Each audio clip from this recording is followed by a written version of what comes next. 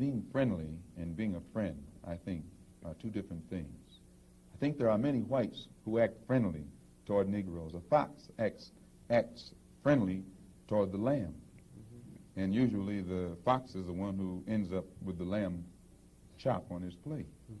The wolf doesn't act friendly, and therefore the wolf has more difficulty in getting the lamb chop in his plate.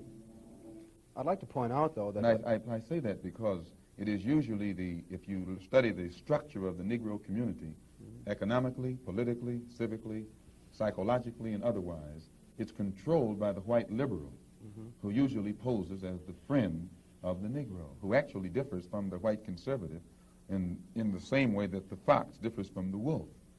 Their appetite is the same.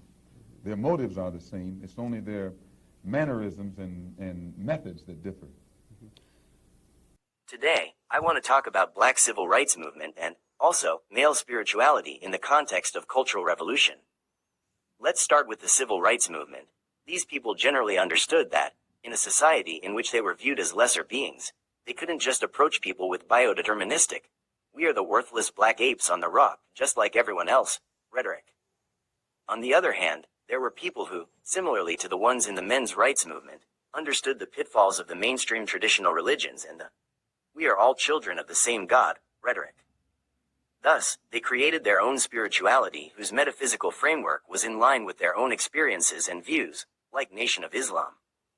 NOI was also in line with the goal of empowering African Americans.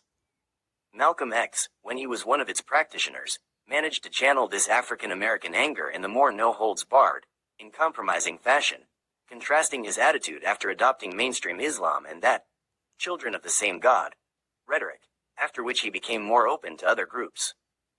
Male-oriented groups managed to avoid the pitfalls of mainstream religionism, but, sadly, fell into the biodeterministic trap and only further popularized the anti-male narratives.